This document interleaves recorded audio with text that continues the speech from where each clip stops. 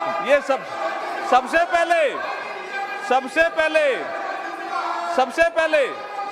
ये बिल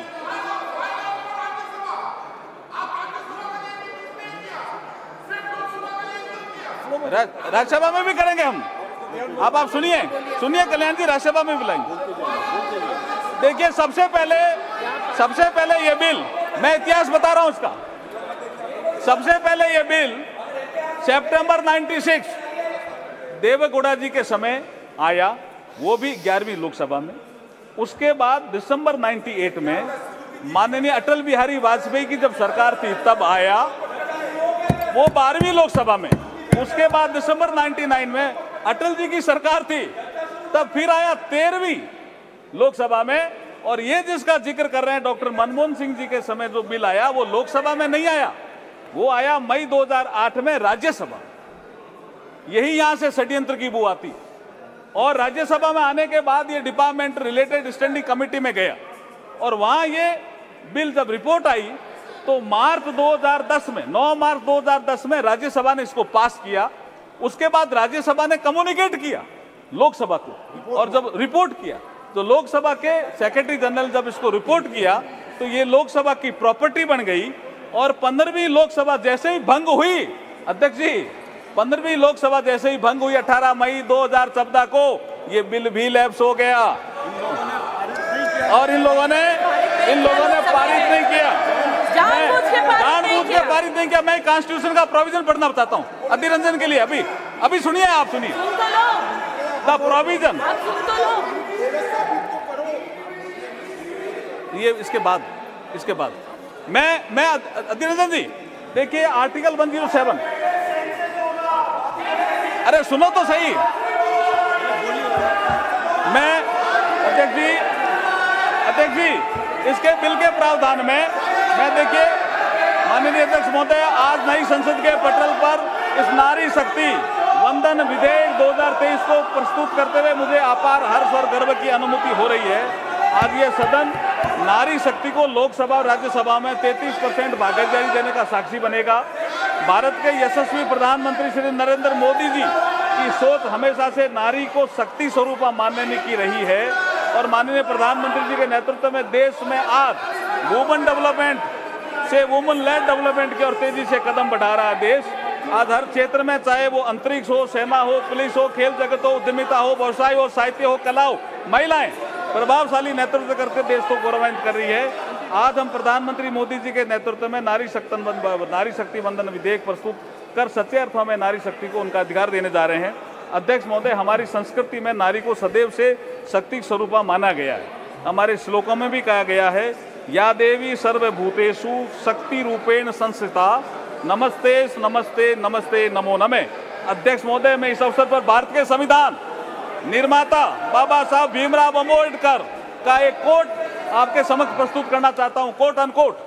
बाबा साहब को किसी ने पूछा कि आप किसी समाज के उत्थान की प्रगति कैसे नापते हो, व्हाट इज द पैरामीटर, कि ये समाज या देश, ये राष्ट्र उन्नति कर रहा है।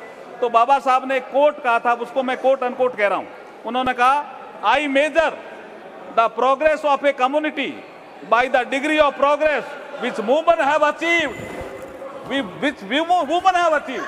महिलाएं अगर किसी देश में प्रगति कर रही है तो मैं समझता हूं कि वो समाज, वो राष्ट्र प्रगति कर रहा है, ये बाबा साहब ने कहा था। अध्यक्ष महोदय, मैं इस अवसर पर भारत के संविधान के शिल्पकार बाबा साहब भीमराव अम्बेडकर जी को इसलिए भी याद करना चाहता हूं कि 25 नवंबर 1949 को बाबा साहब ने कहा था इसी सेंट्रल हॉल में, जिसमें आज लास्ट फंक्शन हुआ, कि हम एक ऐसे युग में प्रवेश कर रहे हैं कि हम राजनीतिक क्षेत्र में तो समानता होगी, लेकिन सामाजिक और आर्थिक क्षेत्र में समानता नहीं होगी।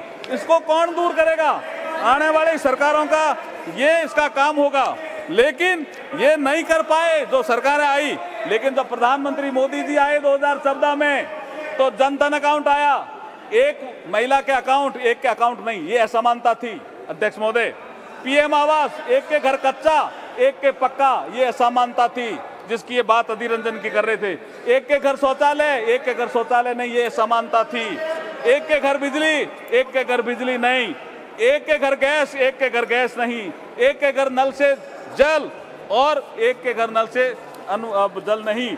और मुद्रा योजना में भी जैसे प्रधानमंत्री ने जिक्र किया, स्टैंड अप इंडिया में भी 1 लाख से 10 करोड़ तक का लोन, ये असमानता दूर करने का काम अगर किसी ने किया है तो प्रधानमंत्री नरेंद्र मोदी जी ने किया है। इसलिए ये महिलाओं को सशक्तिकरण भी करेगा और महिलाओं का उत्थान भी करेगा और ये दिशा भी देगा। इसलिए मैं इसकी अनुमति चाहता हूं आपसे। ये नारी शक्ति वंदन विधेयक भारत के विकास में नारी शक्ति की भूमिका को निर्धारित करने वाला होगा। 2047 तक के अमृतकाल में विकसित भारत के निर्माण में मील का पत्थर साबित होगा। महिला सशक्तिकरण में वुमेन लेड डेवलपमेंट को नई दिशा देने वाला होगा। नए भारत के निर्माण में ऐतिहासिक महिला नेतृत्व को पहचान दिलाने वाला होगा। संपूर्ण विश्व के लिए प्रेरणा देने वाला ये सिद्ध होगा। इसलिए मैं आपसे अनुमति चाहता हूं कि इस विधेयक को पुनर्स्थापित करने की अनुमति दी जाए। धन्यवाद। प्रश्न ये कि विधेयक को पुनर्स्थापित करने की अनुमति प्रदान की जाए। प्रश्न है कि विधेयक को पुनर्स्थापित करने की अनुमति प्रदान की जाए। जो सदस्य इसके पक्ष में हाँ गए, जो सदस्य विरोध में ना गए, मेरे विचार में निर्णय हाँ वालों के पक्ष में हुआ। हाँ वालों के पक्ष में हुआ। माननीय मंत्री जी अब विधेयक को पुनर्स्थापित करें। I introduce the bill. Honourable speaker sir, honourable speaker sir, I introduce the bill.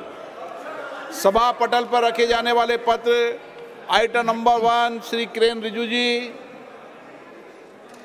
महोदय जी, आपकी अनुमति से मैं लोकसभा में आज के कार्यसूची में मेरे नाम के सम्मुख उल्लेखित पृथ्वी विज्ञान मंत्रालय से संबंधित प्रपत्र सदन के पटल पर रखता हूं। आइटम नंबर 2 श्री पंकज चौधरी जी।